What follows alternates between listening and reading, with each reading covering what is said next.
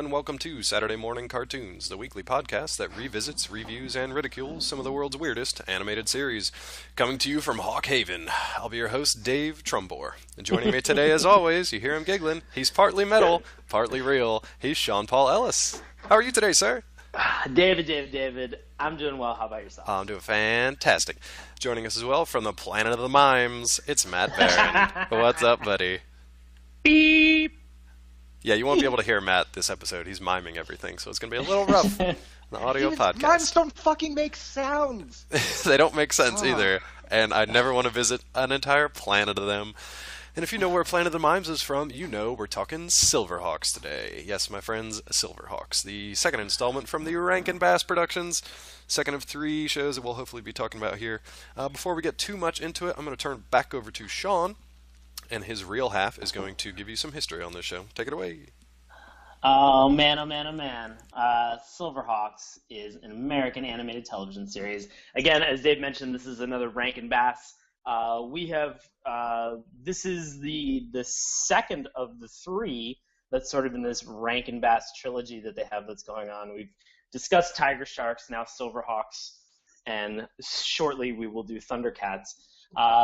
This was distributed in 1986 by Lorimar Telepictures. 65 episodes. Yeah, buddy. This ran for pretty much one season again. I love the fact that these like 86 to 89 television shows went like 65 something episodes. I think this is pure concentrated insanity. It's great. This is such a fun discovery for me. I don't know. It's crazy. But I mean, like, this show went pretty much every day from September of 1986 to December 5th of 1986. And that was all 65 episodes. They just, like, if you were thinking about, like, binge watching back in the day, this was, like, the original binge watching was this space madness. So, fun note about this is that we are doing this in reverse order in terms of like when these things came out. So it was originally Thundercats, right, then Silverhawks, and then finally Tiger Sharks. We're saving the best for last. Maybe. Yeah, we really are. Sure, we planned it that way too, right? Yeah, yeah, right. Yeah. We thought this through. Yeah, totally, you guys. We're professionals. Thanks, Joe Gallo, for kicking us off on the right foot. Thanks, Joe.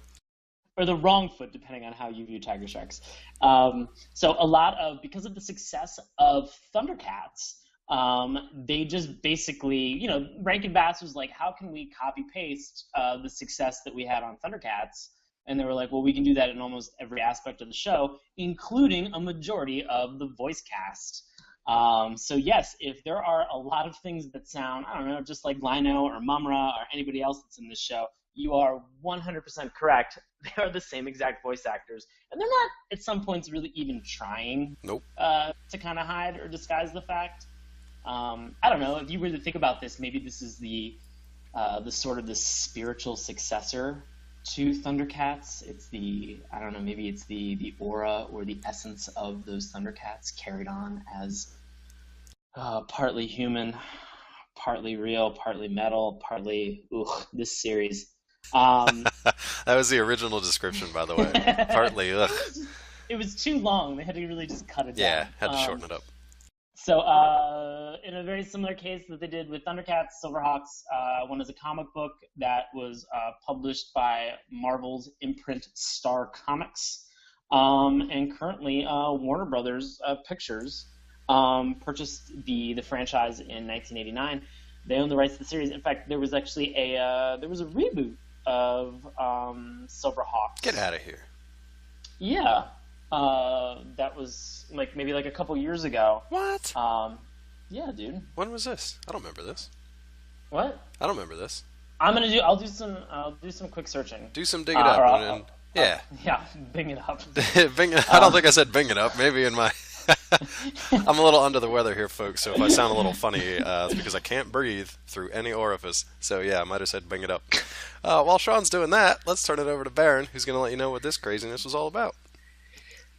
So the bionic policeman Commander Stargazer, worst name ever, recruited the Silverhawks, who was a team of 4, They are heroes who, as Sean said, are partly metal and partly real, to fight the evil, I shit you not, Monstar, So good. an escaped alien mob boss who transforms into an enormous armor-plated creature with the aid of Limbo's Moonstar. Yeah, makes sense, right? Every single part of that makes sense. Yeah? Comes together flawlessly. Yeah, this is perfect.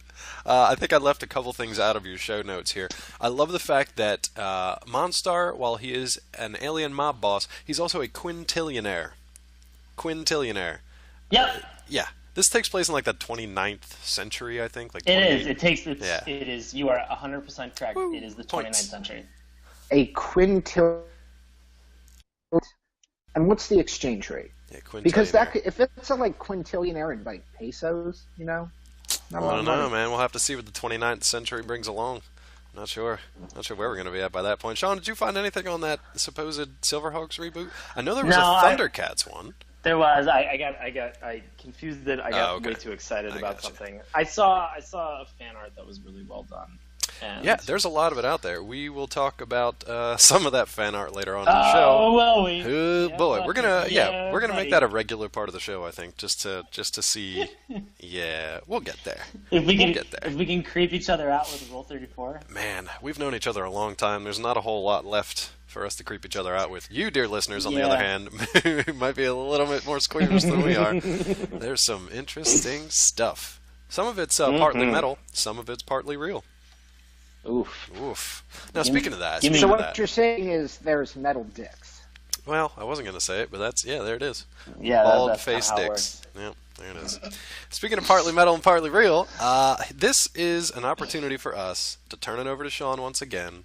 If you're ready, Oh, yeah. If you're ready, buddy, he's going to give us his Yeah, let's do own spin on the Silverhawks theme song. I don't know what's going to happen, but we're about to find out. All right. Let's do. I'd like to do a dramatic reading Oh, nice. of the Silverhawks theme song. Baron, may I have some assistance from you? And where there would be Silverhawks, can I get you to triumphantly chant Silverhawks? Yeah, he's Yeah, got I it. would begrudgingly. Totally got I it. will begrudgingly agree. To You've been waiting your whole Okay. life for this moment. Yeah. Okay, cool. Here we go. Tallyhawk! Wings of silver, nerves of steel, Silverhawks! partly metal, partly real.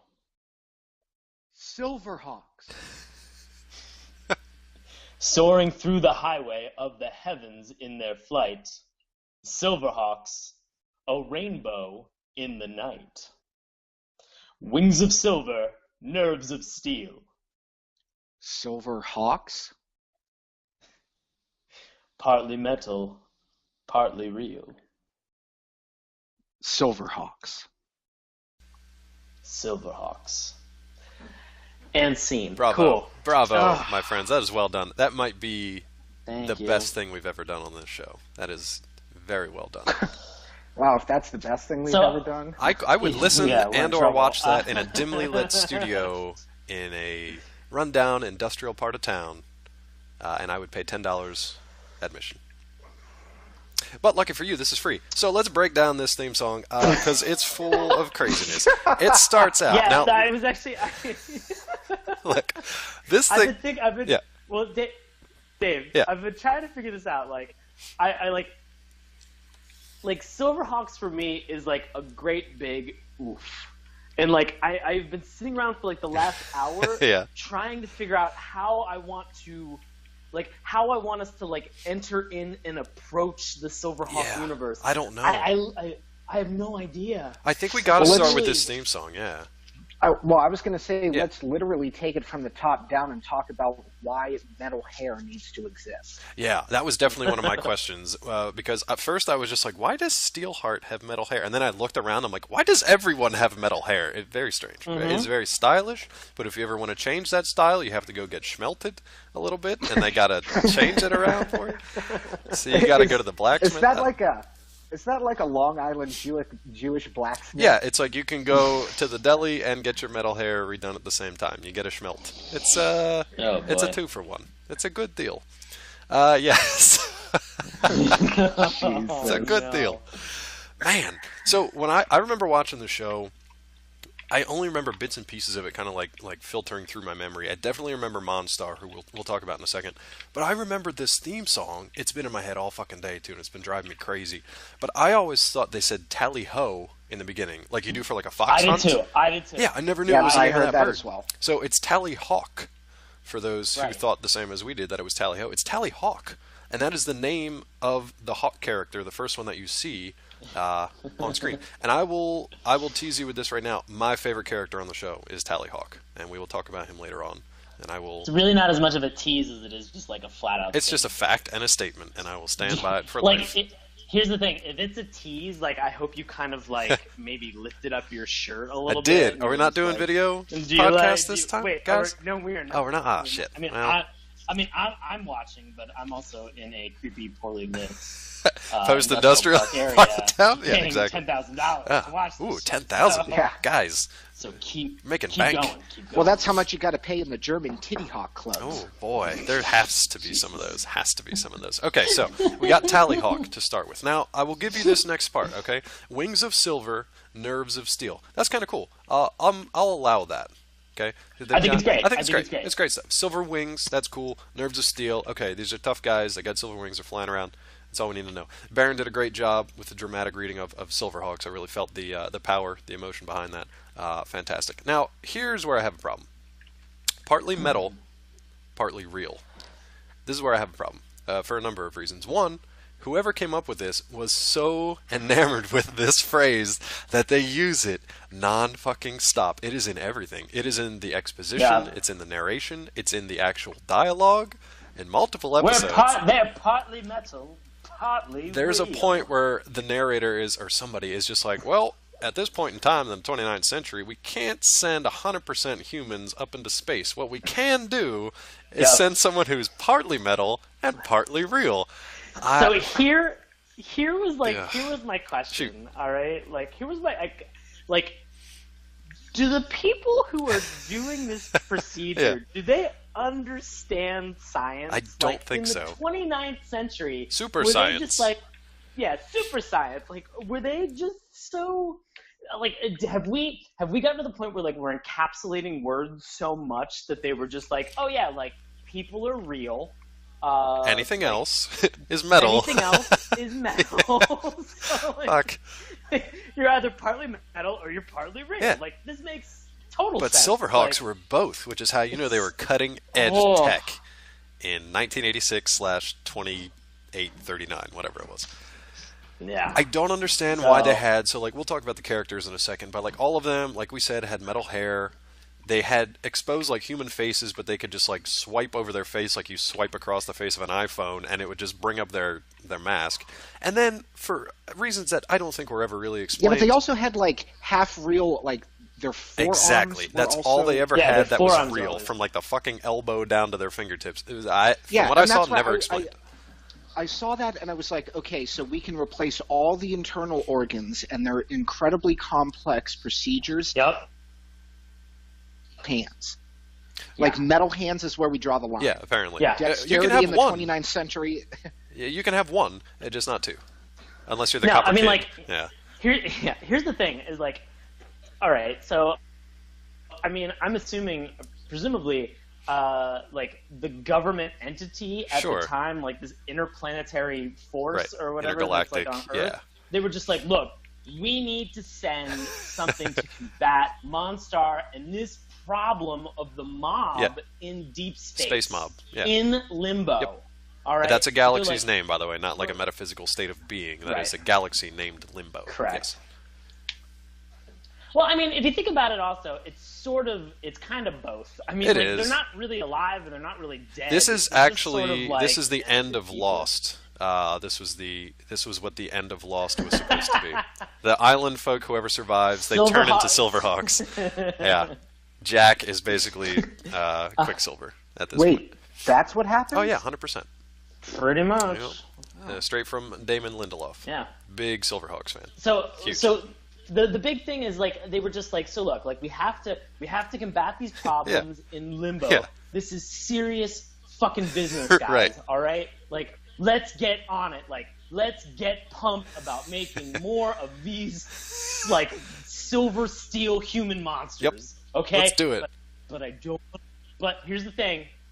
I don't want to pay a lot of money for it. Yeah, it's like, well, okay, boss, we can make 3 of them completely bionic. They're going to kick ass, 100% metal, not partly real at all. How's that sound? What do you think, guys? Great! That sounds great. That sounds great. However, great. but what about, can we get one more? What about the other 2 that you're going to make? Yeah, can we get 1 or 2 more? We mined all these asteroids. We've only got so much silver floating around. How would you feel? 75, 76% metal. 24, 25%, like a forearm, maybe. You want a forearm? Nobody uses a forearm, right? Oh, like everybody. I mean, forearms are good. All right, sweet. Like, here's the thing. There it is. Here's the thing. Like, it's gonna be their real skin, right? Yes, exactly. Correct me if I'm wrong. No, you're right. Okay, cool. We can't do artificial No, skin. We can make that shit metal. Yeah. No artificial skin other than that. It's just like a bronzing process. They're just dipping them in They're bronze, just right? That's what it is. It's the Achilles heel. They're holding them by the They're taking- forearm and just dipping them to a vat of fucking molten silver and pulling them out. Done. It's the same process that like our parents used like with our baby shoes in the 80s. Yeah. Like is what they fucking used to make silver. Guys, this is how I was baptized. Dude, here's exactly the image I just got. Like, Sean, your parents dipping your baby shoes into bronze and just going, silver, like under the breath, like really low. I mean, my mom did that, except then she threw it at me and she was like, "Tally Hawk," and I was like, That's how we learn, Sean. That's how we How we learn. learn. How we learn. Man. Here's the message: throw stuff at your kids. Yeah. That's how they become Moral good of the members story. society. Moral of the story. Um, We're only halfway through the intro right now. Here's By the way. Well, here's the thing. Yeah. So, like, it's gonna be their own skin, all right? Right. But like, they are also going to be in like deep space. Oh, yeah. Right? Yeah. Okay, so like, I'm sorry, I'm not a genius, but I have to at least think that like your human flesh in deep space where the temperature is like Not. crazy Yes. is null. Is not. Is null. It's null. Is null. Null and void. Right? Yeah. Is where they measure it in Kelvin. Right. Like, Because it's fucking like, cold. because it's fucking freezing. Like, I would think that like those parts of the body, like they're not getting any blood anymore. Nope. Right? All right. Like they did an X-ray in episode 1, and they're just like joints and like mechanisms like inside of their body. Like it's not like they were just like, oh, well, we put blood pumping through their. They replaced Steelheart's Place was heart. like, oh my god! So we need to talk about that because that. So like, but man. I mean, here's the thing: Yeah. is like, it's not like it's pumping blood in it. And the guy's like, "Are they gonna be all right?" And he's like, "Ah, yeah, they'll be fucking fine. Like, don't worry about it. Like, we're still way within budget." Like, some Yeah, asshole exactly. was updating like a column in a spreadsheet, and he was just like, mechanical heart. Yeah, all right, cool. This pivot table says. Can I good. tell you my favorite part of Tell that you what, though? we're still way under budget. General, can I re-chrome your bumper? Yeah, well, yeah, why not? Yeah, I got all this leftover forearm skin metal laying around. Notice I said forearm skin, kids. Don't get Yes. graphic. But my favorite part of that interaction was once the scientist, doctor, random guy off the street, tells the general, like, oh yeah, they'll be fine. The general he's kind of pleased that they're going to be fine, doesn't really care. He's like, oh, well then I guess they've really earned their nicknames that he just gave them. Yep. Because their nicknames were Steelheart and Steel Will. And he's like, oh, well, now their nicknames are even more fitting. It's like, fuck you, you fat bastard. Just go back to wherever you came from. Anyway, I want to get through this intro theme song because I am particularly in love with the next couple of lines. Are we okay with that before we go on to the character? Yeah, let's do All this. right. Let's do this. Okay, so again, soaring through the highway of the heavens in their flight. That's majestic. It's beautiful. You can tell that these guys are on the side of good. That's fine. That's fine, right? I mean, here's the thing: Yeah. they're bringing up Roman Catholic ideals of heaven in this, and then they're referencing limbo before. I mean, I gotta think maybe there's some type of a tie. I gotta don't say, maybe they're fans of Michael Landon too, with the Highway to Heaven. Ooh, you are right. Yeah, there's You are right, literally 2 of the 12 or 20 people that listen to the show may have gotten that reference, but you are my best friends if you did. Okay, so that's good. That's cool. Now The next line is my favorite. Holy shit! Okay, I'll let you say it. You already said it once, but it's your favorite, so take it away. Silverhawks, a rainbow in the night. Now what the fuck is that? Like on the screen, they show the jet fly straight up, and a rainbow in space just follows behind it like their jet trail. Like their exhaust fumes are fucking rainbows. And here's the thing, and here's the amazing thing, Shoot. is that if you thought to yourself, like, oh, well, maybe the Mirage, the vehicle that they fly, like, for all their missions, like, oh, maybe the Mirage does that. It has, like, some jet stream that comes out of it that is a rainbow in the night. That's the only time that it ever happens, dum-dums. Yeah, you never see it again. Like, if you were thinking that, like, this was going to be, like, every episode was going to be, like, some Pride March, like, yeah, it is. But only in the theme song. Yeah, and then that's it's never it. talked about for again. like 30 seconds, and that's it. Your pride's over and done with. Can we talk about the Mirage, though, for a second, too, before we even talk about the title characters? Because I don't understand how and why it works. Yeah, let's get into this. How... It's... like just the engineering of it. First of all, it doesn't matter how it works. Why they chose it to do the thing that it does makes zero sense. You know what I'm talking about? The camouflage. Like going invisible? Yeah, they've got this weird camouflage thing where it only works if the guy in the cockpit, who we'll talk about in a second, if he detaches from the ship, flies roughly 100 yards in front of it, and shoots like weird reverse tasers at the other part of the ship, then that part goes invisible while he is still plain to see just flying around. I don't understand the point of it. It never made any sense to me. No one is left on that part of the ship. There's nothing there. There's no one there. Why is that a thing? Dave, I don't... Dave, answer I don't this know question. If you heard me sigh very deeply. Yeah. There's no answer. Baron, do you have an answer for this? Any possible reason for this thing to exist the way it does? Yeah. I just don't. I mean, the whole thing about the ship. All right, here's another thing about the ship that really confused the shit out of me is the fact that the little compartments that they're in. Yeah. They have little like handles in them. Yeah. And then when they shoot out of them, okay. Yeah. Like high school physics education time, because that's all I remember. Well, that's more than the writers of this show had. So. Yeah, exactly. When you come out of that ship, especially in space, you were probably traveling like literally thousands of miles an hour. You're fucking flying. Yeah. You are on moving. top of that, like, so, and then if you tried to slow down, which of course you couldn't do with your fucking silver wings in space where there is no air, when you did slow down, it would, like with those little like heel jets they have, it would take you years to get down to a usable speed. Oh shit, overshot that entire battle. I guess I'll swing around this planet and see you in a couple of weeks. Oh god damn it.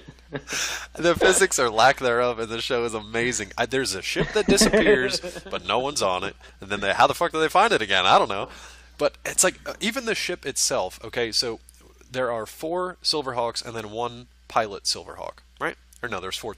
Yeah, that's right. There are 4 Silverhawks, and then there Colonel Bluegrass. So there's the 4 that we're talking about. The 4 that actually have wings that were not built on a shoestring budget were Silverhawk, Steelheart, Steel Will, and the Copper Kid. The first one's Quicksilver, by the way. You said Silverhawk, but that's fine. It's Quicksilver. Did I? I'm sorry. Yep, no, it's cool. Jesus. They're all crazy, shitty names, so it's fine. The pilot for this, which this is what I'm getting amped up for. Yeah. This nightmare of a trope. Lieutenant Colonel Bluegrass. Yep. He has no wings. He has to pilot the Mirage. Yeah. Everybody else has these wings that comes out of their armpits. like their underarm. Yeah. Like, which I don't know. They look. I'm sorry. They look more like fucking flying squirrels or like a sugar glider than they do actual hawks. They don't look like hawks at all. No. Yeah. This is a clear-cut case of buy 4, get the 5th free. Yeah. Exactly. Buy 4 sugar gliders, get this random cowboy. What is this that we're buying right now? I don't know how they sold this to the studio. Everybody must have been on shrooms, man, because this... I like the fact that this show existed in the past, because it feels like today this would never, pardon the pun, get off the ground, because it's just so nuts. And it's not well done. Not at all, but it's a lot of fun to watch just because it's just like, what is happening on this screen? It's just so crazy. And it doesn't seem like stuff like that really gets done today. Stuff today is more like absurd crazy than like just out there, imaginative, crazy. I don't Well, know. I mean, like you think about okay, because I think about out there crazy. Yeah. Like I think about out there crazy that's well done. I think Adventure Time. Yeah, like, sure. That show. There's a that lot of show absurd is- humor in there, though. Like Yeah. yeah. Like Adventure Time works on multiple levels. Sure. Like it is a little bit of insanity, but it's also very well thought out, and it has a very rich history in terms of Yes. what's like within the universe of the show. This show, Silverhawks, is really just a copy paste Yes. of fucking Thundercats, and like, and I agree with you. I enjoy the fact that this exists, Right. And I had fun catching Right. up on it, Right. And like, I will probably like I would not mind like actually like buying like a season of this or like sitting down and watching it a little bit more. Like Yeah. some of it was really fun, but there were a lot of like glaring problems that I had with this that just really, I think, prevented me from enjoying this in a way that I did when I was like 6, 7 years old. Exactly. When it was just like, I mean, the weirdest thing was how they even presented these characters to you. So, like, Sean Yes. mentioned them, but in literally the first episode, none of them talk. The only one that talks is Bluegrass, who Sean mentioned. That's it. Yes. And none of the other ones talk. They're just flying around, shooting stuff, doing these drills, and Bluegrass is commanding them. I don't know what happened behind the scenes. Maybe it was like their pilot thing. Again, no pun intended. Maybe it was their pilot episode. No, I really didn't mean it. Their pilot episode, and they were just like, we got Larry Kenny hanging around. Let's see if he can do like 15 minutes of dialogue, but nobody else is here. I feel like they were still like contract negotiations. Yeah, exactly. Like, look, we're trying to get Peter Newman. We got Bob McFadden, but he's trying to work with Maggie Wheeler. Look, we got this other crazy person doing this other shit. Come on, Here, guys, it's we're called just gonna Sugar have- Gliders. Look, I got my cousin who's got a slide whistle, and we'll make a character for him called the Copper Kid. Like, we'll do that. How's that sound? I don't know if you knew this, he's got but- a keyboard. But Krusty the Clown was originally part of the Silverhawks production team. I don't know if you were aware of that. But, yeah, originally part of that. It would have helped. It would have helped. They have, okay, we need to talk about these characters. So we've got Colonel Bluegrass, all right? He Sure. still has a shitload of silver on his body. So he is still Yes. technically partly metal and partly real. He's just slightly more real and slightly less metal than the rest of the Silverhawks. He's got no wings, but he does have a sweet keytar that shoots, I don't know why, but it shoots like bars of music into space that apparently have either zero effect on things or a completely fucking devastating effect, depending on the time of day, I guess. I don't know. And here's the thing that I noticed about Colonel Bluegrass Yeah. is the fact that if you're playing the guitar and you have one Android hand, you better be able to fucking shred. And you know, like Bluegrass is not going to be the music for you. Yeah. It's going to be power metal Exactly. through and through. Just Yeah. industrial, just melt your face off. Fucking riffs. Night Ranger just like riffing the hell out of this crap, and like he just plays this like lame music, and you're like, oh boy. Yeah, he does. And he's sort of... Okay, so he pilots the Mirage. That's why we started talking about him. The other Silverhawks are at various points in the Mirage. Now, when you think about, like, a team of spacebound fighters in, like, a spaceship, a space fight, you'd think they'd have, like, I don't know, maybe a common area they could all just kind of, like, walk around in. Like Star Trek, you know, they'd have all this living space and these crew quarters and the mess hall and all that stuff. No. Dave, it's called 10 forward. I don't know what that means. I don't know what that means. Explain it. Good word. Explain it. Explain yourself. Wait, you really want me to explain that? Yeah, I have no idea Yeah. what that means. In Star Trek: The Next Generation, 10 Yeah. forward, like the bar where Guinan was on deck 10, the forward section. Okay, so don't- they called it 10 forward. Don't say that like it's a thing that I should know. I have no idea what that is, but How now the I fuck do you not know that? Because I don't know. I didn't know it either. That's good to know. But yeah, stuff like that, like things that people need to live, you would think would be on this ship. Nope. You're just shoved Dave, into a coffin with Dave. handles and then launched out into space whenever we need you. Get in your coffin. Get in your coffin till I need you. It's so strange. Who designed this thing? And look, you know, it was one of those things where like it looks like it was clearly designed for like efficiency's sake. Like they were just like, Yeah, like you look, said, it's they were not on a like- budget. it's not- They used up all their fucking metal on these idiots. Well, Dave, like they're only partly human. They're not eating. Like True, they're not true. eating anything. True. They're not humans. Like it's not like they had to be like oh, like, oh, it's not like when we go camping and we're just like, oh, we gotta get food and we gotta get tents and we gotta get like wood and other crap. Like, they're just like, hey, do we have fuel? Cool, get your coffin, we're going to limbo. Like, that's it. That's true. Like, I mean, they are very much just like bionic creatures, which explains why they didn't talk a lot in the beginning. They eventually have more personality and stuff too, and we'll kind of explain them. We're at about the halfway point. I definitely want to start talking about the episode that we watched, which is just called The Origin Story, which, Jesus. Yeah. But I think that's a good way to actually just talk about these characters and how they kind of interact with each other. Because that episode is just straight narration from the beginning for a good 15 minutes and just walking you right through this thing. It's just... So, like, the thing that like blew my mind was that, like, so the interesting thing about just this show is that, like, this first episode, they give you like a crazy intro that like outlines and details all of the characters like in full, like all of the heroes and all of the villains, and you're just like, okay, cool, like that was a lot of information. Thank you very much. I now understand what's going on a little bit. And then they just kind of like throw you into this space prison. Yeah. With like Monstar. Well, the first thing like Sean said, the first 5 minutes or so, literally it's just the narrator saying like, here's these people, they're created for this task, here it is. Okay, now we'll get to the story. It's like if you were to go like a corporate retreat, and everybody stood in a circle, and you're like, hey, let's have everybody say their name and what they do. And you're like, hi, I'm Bob from accounting. Hi, I'm Monstar. I take over planets. Every time Monstar talks, it sounds like he just has a chicken wing stuck in his throat. He probably has a whole chicken stuck in his throat. The dude's enormous. Everything is like everything. If you were to run like a marathon and then just like in a very like husky, like throated voice, like, hey guys, how's it going? Like that's Monstar to a T. To a T. Hey, you know another way to explain the Silverhawks to people who maybe don't quite get it yet? Sure. The first super androids with the minds of men and the muscles of machines. That's their intro to them. And I literally just looked at my computer screen. I was just like, great, that's great. Let's just keep going. So at this point, we go to Hawk Haven, which I mentioned at the beginning of the show. I don't understand what it is. It looks kind of like a moon.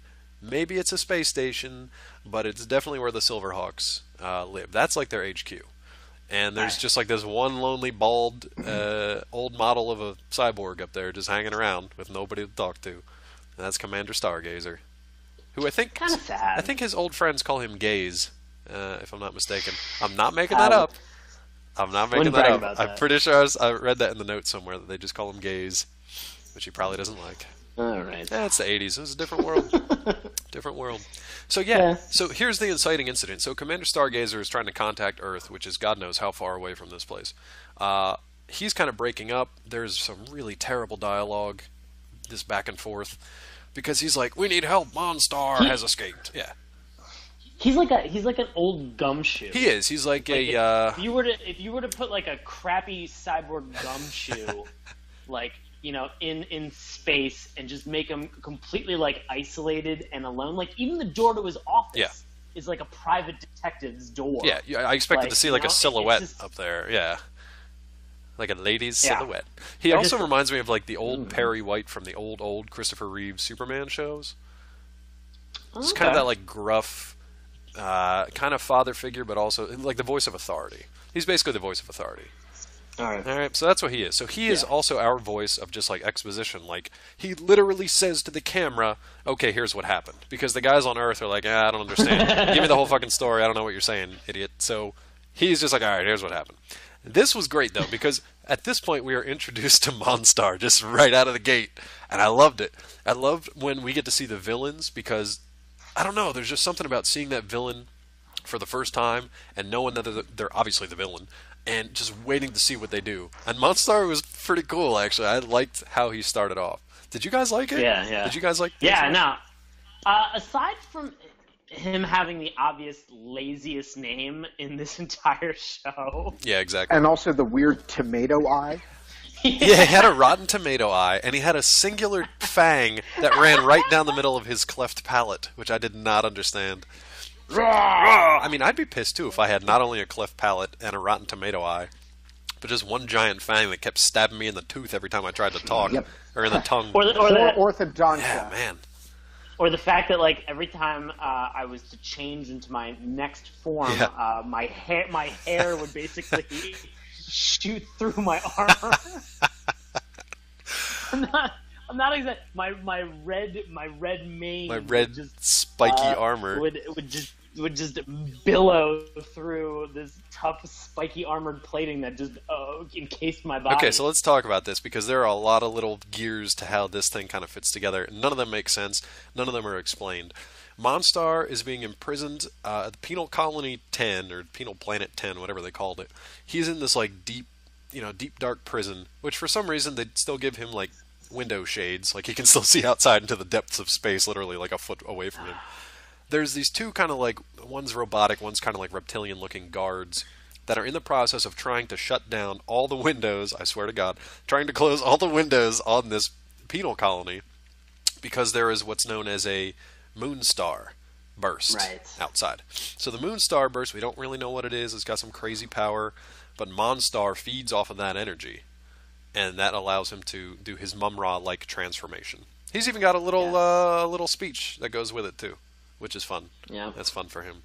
So, long story short, he literally just punches his way through the window, which I loved. There's this metal shutter that comes out. I love that. Like it was a lot of fun to watch, but I'm sitting there watching this, and like obviously this guy, Monstar. We should mention this. It's spelled MON asterisk capital STAR. Like, obviously, this was a big career-defining catch for Commander Stargazer. Oh, yeah. Huge. All right? And like, he escaped once before, and Stargazer caught him. Right. Yeah. Right. All right? So, like, you would think that maybe you wouldn't put him in a cell that had any fucking access to this moonstar. Put him at the core of this planet with Dragonstein, and leave him the fuck alone. Throwback. Like, but what?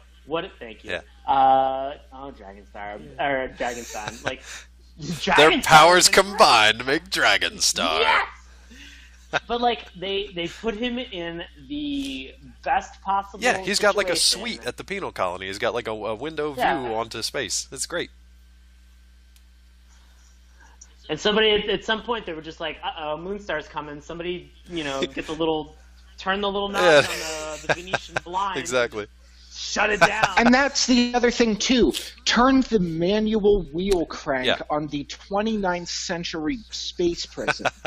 We got a space prison with all these bells and whistles, and we got robot guards and reptile guards. We need to turn that old ship's wheel crank to get that window closed. But it was great, though, because he obviously just busts through this thing. He couldn't, lift it, though. So, I mean, we are making fun of it, but that worked. I mean, the shutter closed, and it was like a foot-thick piece of, iron metal that closed it. And he was just so, raw that he just punched his way through it until a little tiny glimmer of light shot right into his rotten tomato eye, and it gave him enough strength to turn into... Does he have another name? He just, It's just still Monstar, right? Yeah, it's just Monstar. He doesn't even have another name. No. Oh, that's unfortunate. No, so he gets done Uma Thurma as the bride punched. Yeah, right out of the coffin. Proverbial coffin. Yeah. He gets out and then what does he do? He just throws himself into space. Yep. And that was my favorite part. Okay, so I will say he's got this little line that he says, just like Mum-Ra did. Mum-Ra used to say, "Ancient spirits of evil," or whatever. Mum-Ra, or Monstar says, Jesus, Moonstar of Limbo, give me the might, the muscle, the menace of Monstar, which is his name anyway. So he just turns into this heightened version of himself, which, like Sean said, is this crimson red spiky body armor that just blasts through his regular hair and skin and turns him into this just this freak creature of red spiky armor. And that's got to be super uncomfortable. It's no wonder he's so pissed off all the time. Gotta be so uncomfortable. Oh. But then, like Sean said, he literally just hurls himself into space. Now, that was the best, because once you're out there, ain't shit you can do. He doesn't have any little booster rockets. There's nothing to grab onto. Oh, wait, yeah. Oh, yeah, no, he does. Does he have booster did rockets? Have those elbow rockets. Oh, he had elbow rockets? Yeah, oh, that's right. I forgot he had elbow rockets, because he uses them in a battle against who? Right out of the gates? Oh, do you remember? What was the name of that fucking Are you kidding squid? me?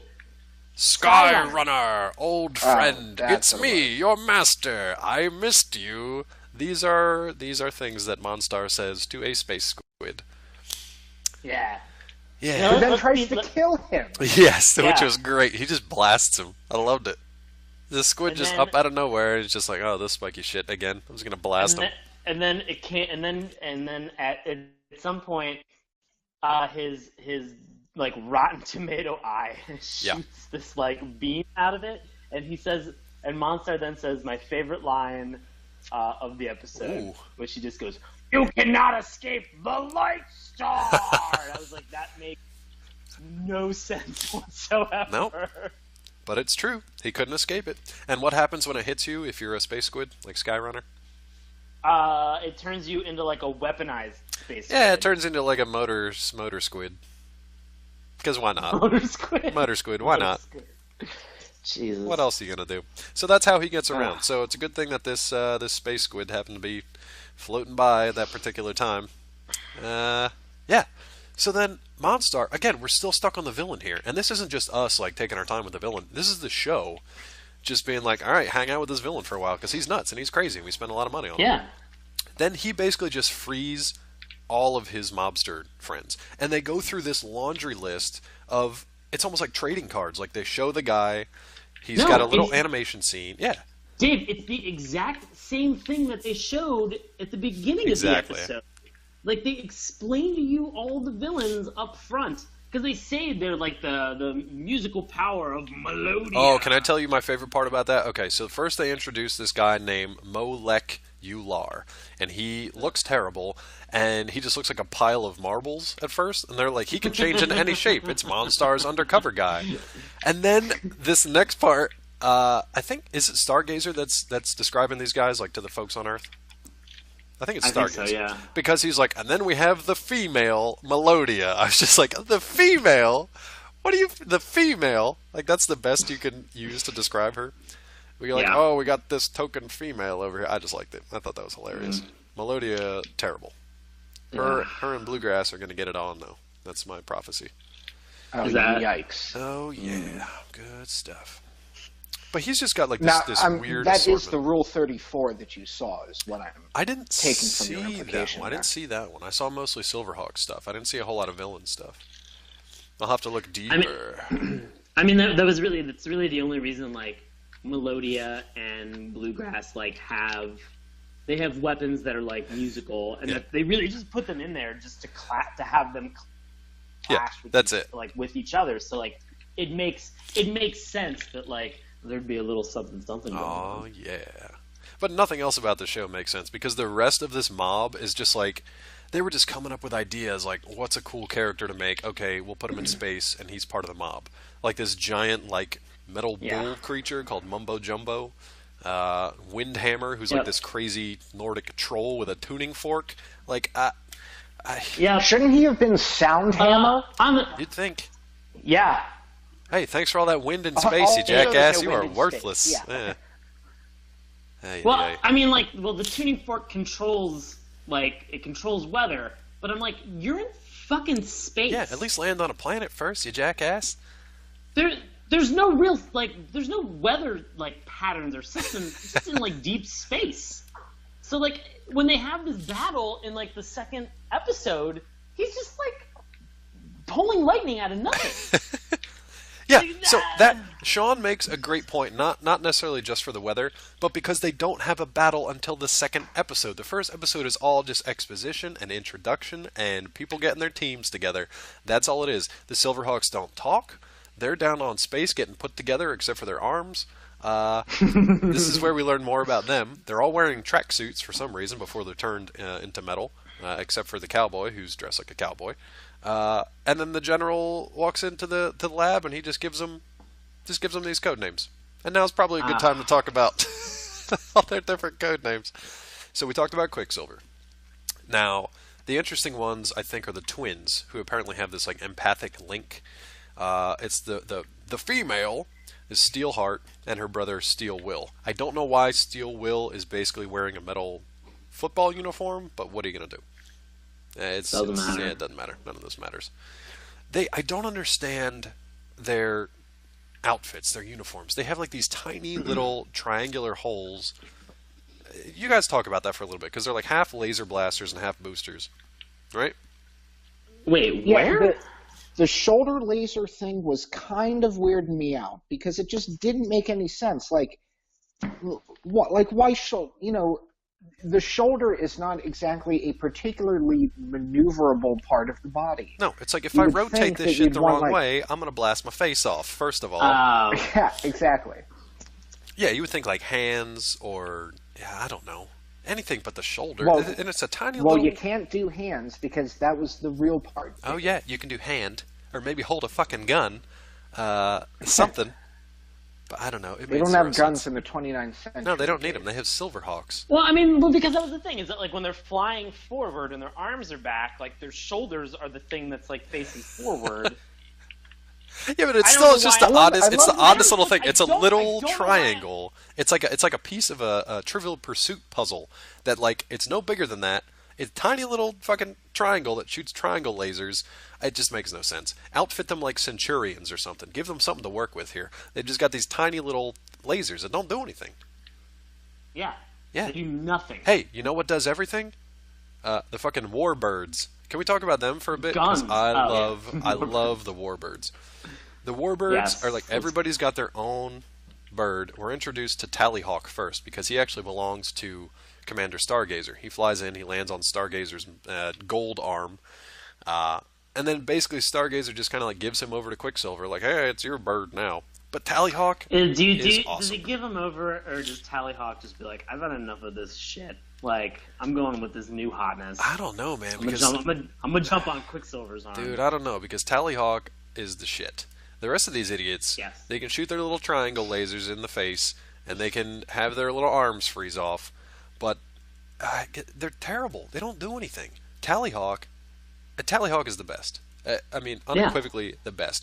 They send this bird out. He's a spy satellite. He's a war machine. He does recon. He can do communication. He's basically indestructible. We were talking offline, like, why would you make the Silverhawks? Why not make just legions of these things and just send them out to do whatever? Why don't you I think it's a send great these? idea. Why don't you send a bunch of just like robotic murder hawks Yeah. Ooh, out to control Murderhawk. the murder hawk? I love it. Like just out into the space to fight the mob and just have them just clean up the galaxy. Yeah. Like I just I would watch that reboot. They never need to talk. The Hawks can all just like fly together. Hey, guess what? They actually look like Hawks. They're Silverhawks that look like their name. I love Tallyhawk. He, in the space of like 5 minutes, they not only so in the second episode, Monstar and his cronies ride their space squids and their like space motorcycles, which all have Monstar's head on them as a hood ornament, by the way, which I did not understand whatsoever. That's very odd to me. If you are what is he, a quintillionaire? He's a quintillionaire. If you're a quintillionaire, you got to show that off. That's like, true. You got money to spare. I was a quintillionaire. Guess what? Everybody's car would have my head as a hood ornament. Sean's head just screaming and shooting laser blasts. I would buy that car. I would buy that car. Yeah. But yeah, so these guys are all approaching Hawk Haven. The Silverhawks are basically just scared shitless at this point. So Quicksilver literally just takes Tallyhawk and flings him outside. All right? Tallyhawk, you'd think, would just be like, what the fuck, dude? Like, that's not cool. Like, there's this whole army of mob bosses out here on space squids and motorbikes. What am I going to do? Oh, I'm just going to tear shit up and just going to destroy everything. He takes out, like, 2 or 3 of the mob guys. They start fighting. He circles around, and they're like, maybe you should call him back now before he gets his ass kicked. And they call him back in. He takes these guys out. He crashes into Skyrunner. They both, like, go down in a spiraling, like a death spiral. It was awesome. And then he comes back later on and saves the day again. It's like, this bird is the best. He deserves to be in charge of everything from now on. I don't care if he can't talk. Doesn't matter. He's better than all you put together. Did you guys feel the same about Tallyhawk, or is it just me? No, I did. I mean, I really felt like a majority of the actual like Silverhawks were pretty useless, and I'd say the most useless is Copper Kid. Oh boy, we didn't even talk about this shit.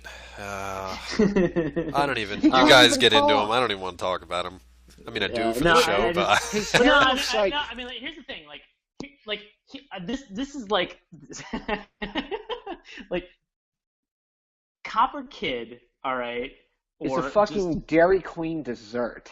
he is he is he is from the planet of the mimes. He's a butterscotch sundae. And if you're just like, oh my god, Planet of the Mimes, there's a Planet of the Mimes? I would like to know more. Guess what? Nope. Yeah. Well, are you the last of your kind? We don't know. Yeah. Why are you like a full robot mime with these Silverhawks? Like, we didn't create you. We just kind of recruited you. Nope. Are you an orphan? Like, why are you hanging out with these fucking weirdos?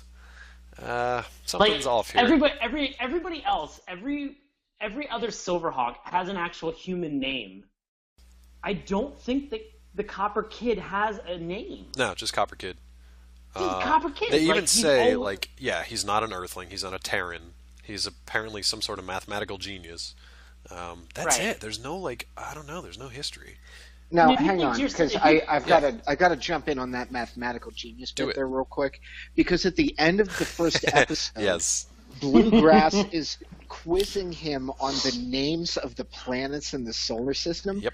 And he was literally hand on the chin thinking about Mercury and Earth. So if he is a mathematical genius, all of his chips are on that bet. And the rest of it is just absolutely garbage. Shots in the dark. Well, come on, man. Can you tell me the nearest planet in the solar system of the Planet of the Mimes that orbits their twin star? No, you can't, because no one knows what the fuck it is. So they're quizzing this kid. You know why? Why? Because they introduced a great idea, and then they provided zero background about that idea. No, so he's kind of like, it's not even like a PSA, like Matt was talking about. It's like, Bluegrass teaches these lessons to the Copper Kid, but they're the laziest lessons ever. He's basically like, let's name 2 planets. Okay, I'm tired. That's enough for today. You got 6 points. The end. It's like, why even bother? Now, if he would have been Copper Kid, since you're a mathematical genius, if you want to go ahead and calculate, the orbit of the Earth around the sun and its eventual, descent into the sun, where will the Earth be in 4,500 years, and the Copper Kid just whips that shit out, I'm going to be impressed. Yeah, exactly. If he's struggling to get Mercury and Earth, I've got deep concerns about the structure of this team. Well, guess what? It gets worse in the second episode because Copper Kid is learning to fly, apparently. He can fly by himself just fine, like in space, but he can't fly a spaceship yet. So he's in this... He can't fly the Mirage. He can't fly the Mirage, right? Which no one should, because it's fucking worthless. Hey, Dave, I need to learn how to fly a coffin. Oh, great. I got just the thing for you to get behind the wheel of. I want to fly a coffin, but one that can camouflage itself and disappear for no reason. Do you have anything like that? A camo coffin. Yeah, you got a camo coffin? A lot of fun. Yeah. You have this year's model camo coffin? Jesus. I hope, guys, when I die, bury me in a camo coffin, please. However you figure that, I don't care. But Dave, how will we see it? I don't know, buddy. You'll never find me. And neither will the vampires, which is what I worry about. I just figure we're just going to launch you into the sun.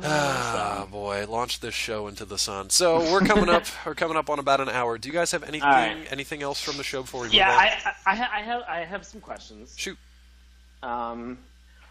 What did they do with the other 95% of a human body that was a Silverhawk before they them into the Silverhawk body? Hey, have you ever seen Soylent Green? Oh, no. Just give that a watch. Completely unrelated to your question, but I figured just give it a watch. just plug another movie. Just plugging some Heston. Yeah. Hey, you guys ever watch Iron Man? Yeah, just give that a watch. Yeah, just give that a watch. Good. This would be like if Iron Man, if like Tony Stark built his suit and was just like, do I do 2 gauntlets? Nah, just the one is fine. I'll just leave this arm just dangling out in the breeze. It's fine. Yeah. I don't need the whole thing. That's gaudy, ostentatious. I don't know. So Dave, you think that those body parts are like scrapped and used for food? Oh yeah, they're totally ground up and just spiced. Yeah. Nice. Well spiced. Well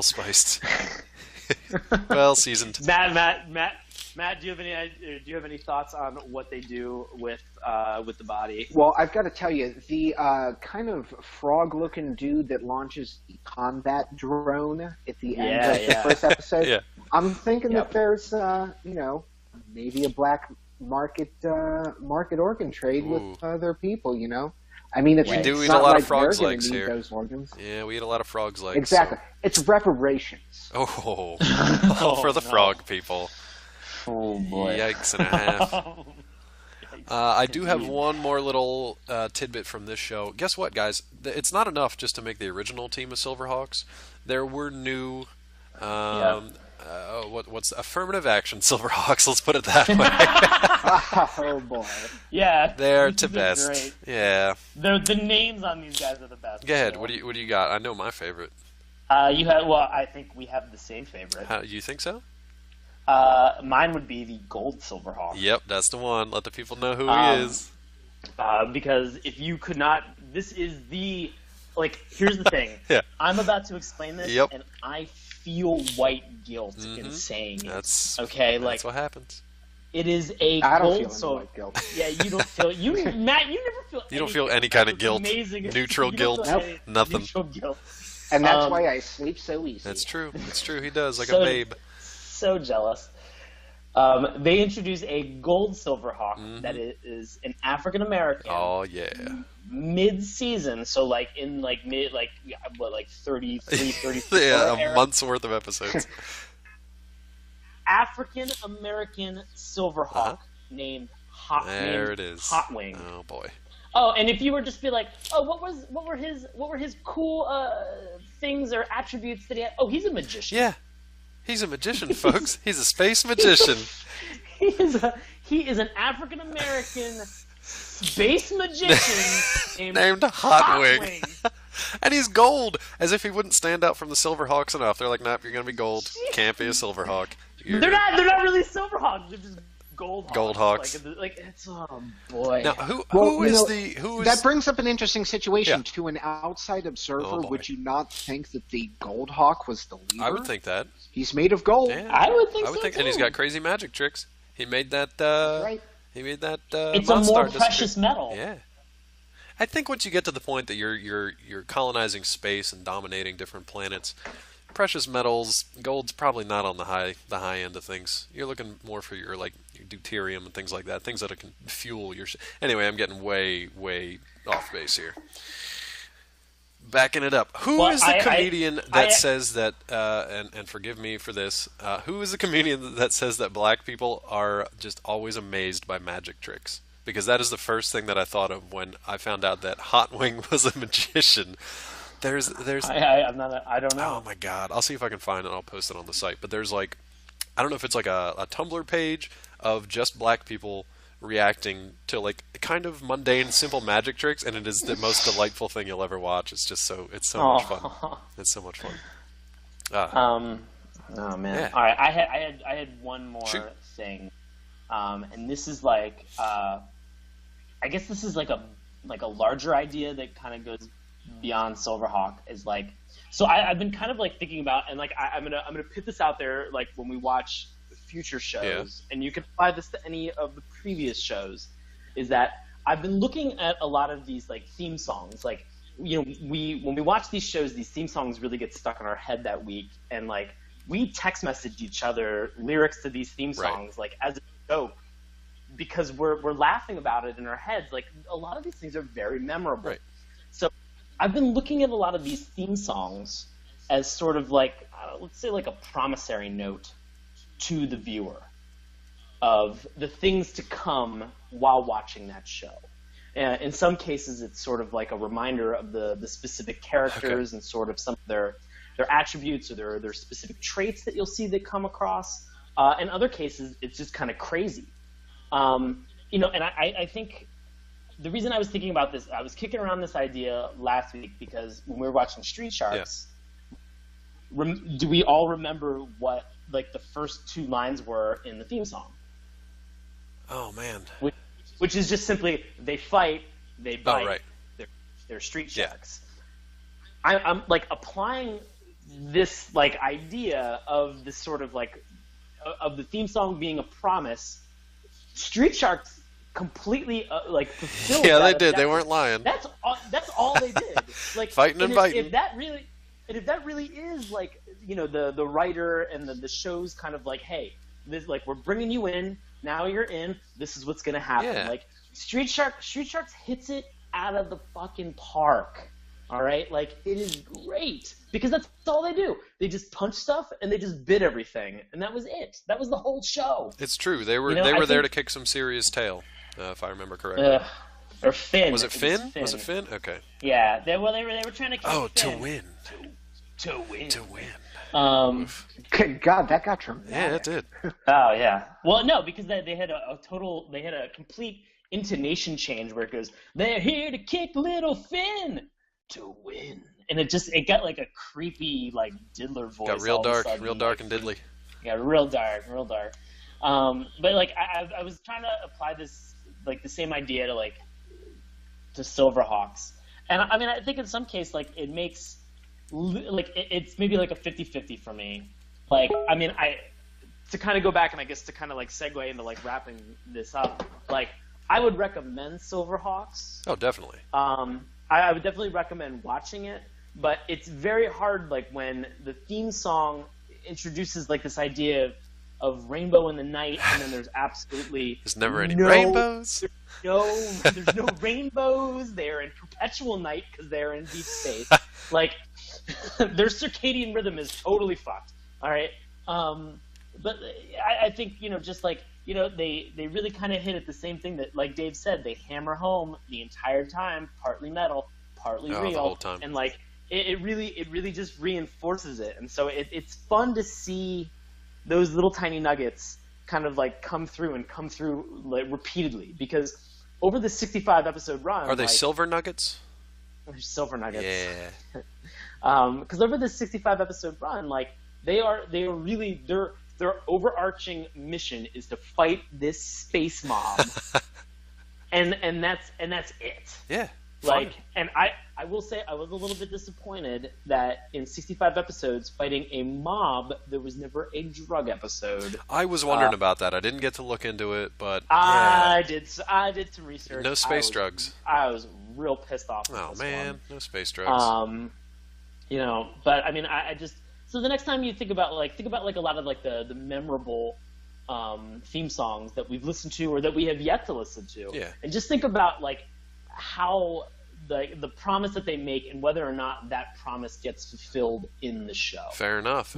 Because what I want to postulate is that the more time and the more energy that they put into the specifics of the theme song, the better the show, I believe, in my opinion, turns out. Interesting. We're going to have to keep an eye on that one because there are some... Ooh, I really would like to go back and revisit some of these now and see if that holds up. We'll see. You tell us your thoughts, dear listeners. Matt, do you recommend Silverhawks, second part of our Rankin Bass series? Yes. Begrudgingly. Sweet.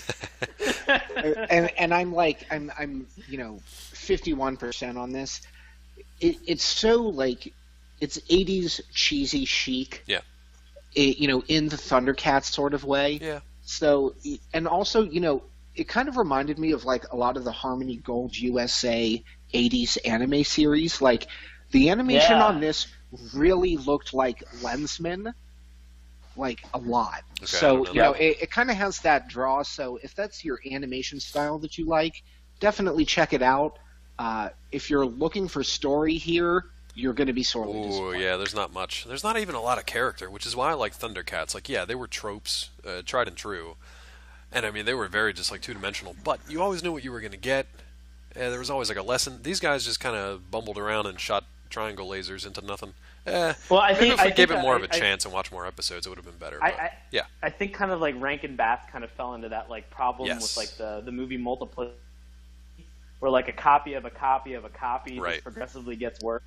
So like Tiger Sharks was the worst because it was like 2 copies down. You got to take the blades out of their razors, man. You got to. Yeah. Otherwise, they're gonna. They actually rode a dolphin. I don't know. I'm a big fan of multiplicity, so they're gonna eat a dolphin. Yeah. Never mind. We're gonna eat a dolphin. We're gonna pet a dolphin. It's one of those things where like this being the first copy of something that was a successful hit for Rankin Bass, you can kind of see, like Matt said, there are a lot of glaring problems with the show. It was basically like they cut their budget in thirds or just to ribbons. I don't know what they did, but I mean, good ideas. Like I said earlier in the show, I liked that this idea existed and that somebody gave it a chance and somehow produced 65 episodes of this. I would like to watch more of it, so I'm gonna say I'll recommend it as well, just to go out there and watch it. If you haven't at all, it's definitely worth a watch just to check out because it's partly metal and it's partly real. Yeah, you can also Rule 34 it, which we mentioned, if you want some real action. I got nothing. All right. Speaking of plugs, I'll turn it over to Sean. Oh, gross. That was good. Hey, I am gonna be doing some improv in the DC area, October 17th, 24th, and 31st. All shows are at 7:30. I'll be performing with a group called Nox. That's NOX exclamation point. We're doing a Halloween themed show for Washington Improv Theater. You can find and purchase tickets at WashingtonImprovTheater.com. Cool, and we will have all that information up on our show notes. Matt, do you have anything coming up in the next week or so? No. No, nothing for you. Well, as for me, there are some fine and dandy TV shows on the tube right now. Good fall TV slate going on. You can check out some reviews of, Gotham, The Flash, Arrow, The Walking Dead, and upcoming Constantine shows over at Collider.com. I'll be reviewing each of those shows each and every week. So come check me out. It's Collider.com. Let's see what else we got going on today. I think we got some news. I might have teased this. We got some really big news. Yeah, we got some really big news. I teased this on Twitter earlier today for you people that followed along.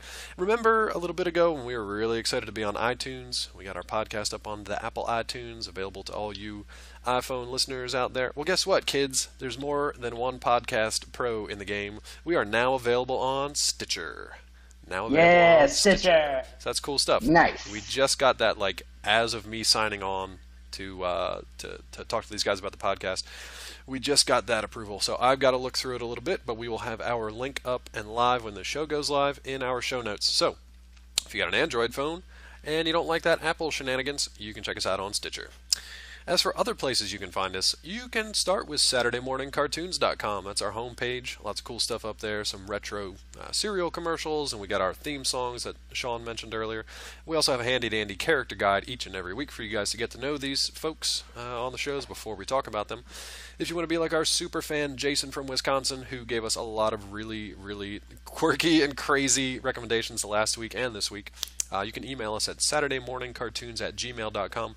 Remember, morning's always with a U, because here at Saturday Morning Cartoons, it's all about you. I'm working on that catchphrase, guys. If you want to find us over at Twitter, you can find us at MorningTunes. If you want to check out Sean's handiwork on the Tumblr page, you can head to SaturdayMorningCartoons.tumblr.com. Speaking of Sean, he's got the pick for next week's podcast episode. So what are we going to be watching, buddy? Oh, man. All right. So we watched Popples a couple weeks ago. We did indeed. As a departure to something different. So we're going to be doing something a little different this week. We're going to watch a Disney cartoon that was on the air from 97 to 2000. And just to give you an idea, she was too cool to be 12. Oh, boy. Next week, we are going to watch Disney's Pepper Ann. I don't know anything about this, so I will find out with you, dear listeners. Boy. I could be pleasantly surprised. I like being pleasantly surprised. Could be fun. Pepper Ann. You know what? I think you guys will hopefully be pleasantly surprised. Yeah, I don't even know the theme song. I remember watching this show quite a bit. There's a smorgasbord of well-known voice actors that are on this. Cool. And people that I think you'll at least recognize. And I think this should be hopefully somewhat relatable. Excellent. Well, I'm looking forward to it, if nothing else, to test out Sean's theme song theory, which is hard to say, but we're going to post that as well. So, I think that's it for us in Silverhawks today. A fair tallyhawk to you and yours, and we'll see you next time on Saturday Morning Cartoons. Thanks for listening. Dave, Baron, we ride! Flight, Silverhawks, a rainbow in the night.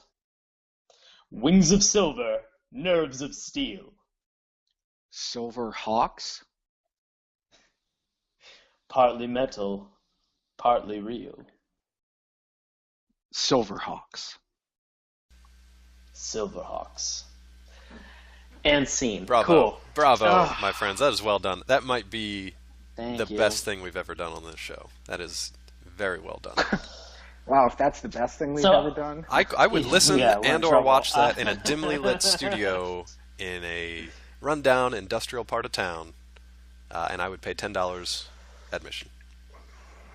But lucky for you, this is free. So let's break down this theme song because it's full of craziness. It starts out Yeah, now. that was actually. Look, this I've thing. been. Yeah. Well, Dave. Yeah. I've been trying to figure this out. Like, I like Silverhawks for me is like a great big oof. And like I've been sitting around for like the last hour Yeah. trying to figure out how I want us to like enter in and approach the Silverhawk Yeah, universe. I don't know. I have no idea. I think we got to Well, start let's- with this theme song. Yeah. Well, I was going to say, Yeah. let's literally take it from the top down and talk about why metal hair needs to exist. Yeah, that was definitely one of my questions because at first I was just like, why does Steelheart have metal hair? And then I looked around, I'm like, why does everyone have metal hair? It's very strange. Mm-hmm. It's very stylish, but if you ever want to change that style, you have to go get schmelted a little bit, and they got to change it around for you. So you got to go to the blacksmith. Is that like a Long Island Jewish blacksmith? Yeah, it's like you can go to the deli and get your metal hair redone at the same time. You get a schmelt. It's it's a 2-for-1. It's a good deal. Yes. It's a good deal. Man, so when I remember watching the show, I only remember bits and pieces of it kind of like filtering through my memory. I definitely remember Monstar, who we'll talk about in a second. But I remember this theme song. It's been in my head all fucking day, too, and it's been driving me crazy. But I always thought they said tally-ho in the beginning, like you do for like a fox hunt. I did too. Yeah, I never knew Yeah, it was the I name of heard that that bird. as well. So it's Tally-hawk, for those who Right. thought the same as we did, that it was Tally-ho. It's Tally-hawk, and that is the name of the hawk character, the first one that you see on screen. And I will tease you with this right now. My favorite character on the show is Tally-hawk, and we will talk about him later on. And I will. It's really not as much of a tease as it is just like a flat out. It's just a fact and a statement, and I will stand by it for like life. here's the thing: if it's a tease, like I hope you kind of like maybe lifted up your shirt a little I bit. did. and Are we you're not just doing like, video do you podcast like- this do you- time, wait, guys? No, we are not. Oh, we're not. Ah, shit. I mean, Well. I'm watching, but I'm also in a creepy, poorly lit Post-industrial area, part of town? Yeah, paying exactly. $10,000 to watch this Ooh, shit. 10,000. Yeah. Guys, So keep Making keep bank. Going, keep going. Well, that's how much you got to pay in the German Titty Hawk clubs. oh boy, there has to be some of those. Has to be some of those. Okay, so we got Tally-hawk to start with. Now, I will give you this next part, okay? Wings of silver, nerves of steel. That's kind of cool. I'll allow that. Okay. I think it's great. I think it's great. great. It's great stuff. Silver wings, that's cool. Nerves of steel. Okay, these are tough guys. They got silver wings. They're flying around. That's all we need to know. Baron did a great job with the dramatic reading of Silverhawks. I really felt the power, the emotion behind that. Fantastic. Now, here's where I have a problem. Partly metal, partly real. This is where I have a problem for a number of reasons. One, whoever came up with this was so enamored with this phrase that they use it non-fucking stop. It is in everything. It is in the exposition. Yeah. It's in the narration. It's in the actual dialogue. In multiple episodes. They're partly metal, partly There's a real. point where the narrator is, or somebody is just like, well, at this point in time in the 29th century, we can't send 100% humans up into space. What we can do is Yep. send someone who's partly metal and partly real. So here was Yeah. here was my question. Shoot. All right, like here was my like, do the people who are doing this procedure do they understand science? I don't Like, think in so. the 29th century, Super were science. They just like, yeah, super science. Like, were they just so? Like, have we gotten to the point where like we're encapsulating words so much that they were just like, oh yeah, like people are real. Anything like, else is metal. Anything else is metal. So, like, Fuck. you're either partly metal or you're partly real. Yeah. Like this makes total But sense. Silverhawks Like, were both, which is how you know they were cutting edge Oh. tech in 1986/2839, whatever it was. yeah. I don't understand why they So- had, so like we'll talk about the characters in a second, but like all of them, like we said, had metal hair. They had exposed like human faces, but they could just like swipe over their face like you swipe across the face of an iPhone, and it would just bring up their mask. And then for reasons that I don't think were ever really Yeah, explained. but they also had like half real, like their forearms Exactly. were That's also... all they ever Yeah, had their that was forearms real, always. from like the fucking elbow down to their fingertips. It was from Yeah, what I and saw, that's why never explained. I saw that and I was like, okay, so we can replace all the internal...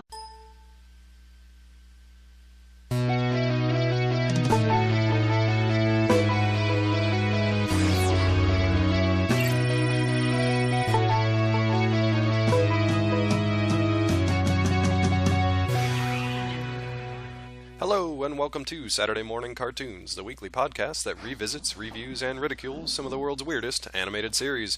Coming to you from Hawk Haven, I'll be your host, Dave Trumbore. And joining me today, as always, you hear him giggling, he's partly metal, partly real, he's Sean Paul Ellis. How are you today, sir? David, I'm doing well. How about yourself? I'm doing fantastic. Joining us as well from the planet of the mimes, it's Matt Barron. What's up, buddy? Beep! Yeah, you won't be able to hear Matt this episode. He's miming everything, so it's going to be a little rough. The audio podcast. Mimes don't fucking make sounds! They don't make sense either, and I'd never want to visit an entire planet of them. And if you know where Planet of the Mimes is from, you know we're talking Silverhawks today. Yes, my friends, Silverhawks. The second installment from the Rankin Bass Productions.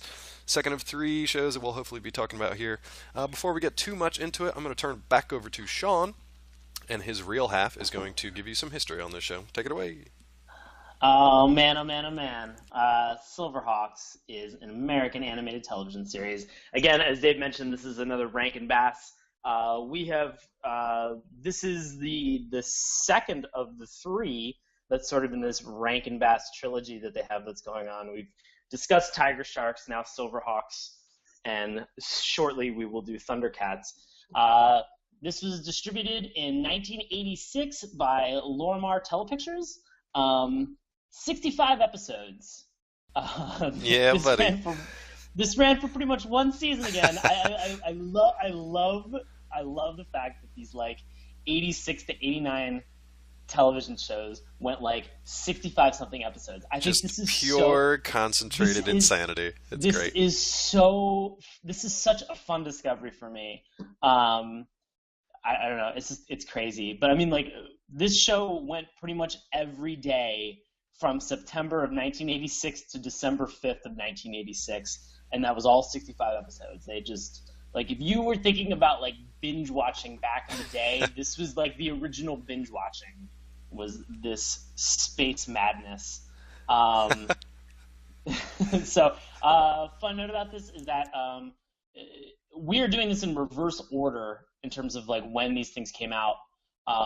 So it was originally Thundercats, right, then Silverhawks, and then finally Tiger Sharks. We're saving the best for last. Maybe. Yeah, we really are. Sure, we planned it that way too, right? Yeah, yeah, right. Yeah. We thought Question. thought this through. Yeah, totally, you guys. We're professionals. Thanks, Joe Gallo, for kicking us off on the right foot. Thanks, Joe. Or the wrong foot, depending on how you view Tiger Sharks. So because of the success of Thundercats, they just basically, Rankin Bass was like, how can we copy paste the success that we had on Thundercats? And they were like, well, we can do that in almost every aspect of the show, including a majority of the voice cast. So yes, if there are a lot of things that sound, I don't know, just like Lino or Mumra or anybody else that's in this show, you are 100% correct. They are the same exact voice actors. And they're not, at some points, really even trying to kind of hide or disguise the fact. I don't know. If you were to think about this, maybe this is the sort of the spiritual successor to Thundercats. It's maybe it's the aura or the essence of those Thundercats carried on as partly human, partly real, partly metal, partly this series. That was the original description, by the way. Partly, ugh. It was too long. They had to really just cut it down. Yeah, had to shorten it up. So, in a very similar case that they did with Thundercats, Silverhawks, one is a comic book that was published by Marvel's imprint Star Comics, and currently Warner Brothers Pictures purchased the franchise in 1989. They own the rights to the series. In fact, there was actually a reboot of Silverhawks. Get out of here. Yeah. That was maybe a couple years ago. What? Yeah, dude. When was this? I don't remember this. What? I don't remember this. I'll do some quick searching. Do some digging up. Yeah. Yeah, bing it up. I don't think I said bing it up. Maybe in my... I'm a little under the weather here, folks, so if I sound a little funny, it's because I can't breathe through any orifice. So yeah, I might have said bing it up. While Sean's doing that, let's turn it over to Baron, who's going to let you know what this craziness was all about. So the bionic policeman, Commander Stargazer, worst name ever, recruited the Silverhawks, who is a team of 4. They are heroes who, as Sean said, are partly metal and partly real, to fight the evil, I shit you not, Monstar, so good, an escaped alien mob boss who transforms into an enormous armor-plated creature with the aid of Limbo's Moonstar. Yeah, makes sense, right? Every single part of that makes sense. Yeah? Comes together flawlessly. Yeah, this is perfect. I think I left a couple things out of your show notes here. I love the fact that Monstar, while he is an alien mob boss, he's also a quintillionaire. Quintillionaire. Yep. Yeah. This takes place in like the 29th century, I think. Like it is. Yeah. It is. You are 100% correct. Woo. It is the 29th Points. century. A quintillion. And what's the exchange rate? Yeah, quintillionaire. Because if it's like quintillionaire in like pesos, not a I lot don't of know, money. man. We'll have to see what the 29th century brings along. Not sure where we're going to be at by that point. Sean, did you find anything on that supposed Silverhawks reboot? I I know there was a Thundercats one. There was. I confused it. I got way too excited about something. I saw a fan art that was really well done.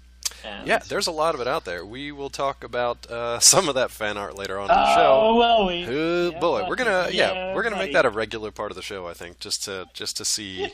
Yeah, we'll get there.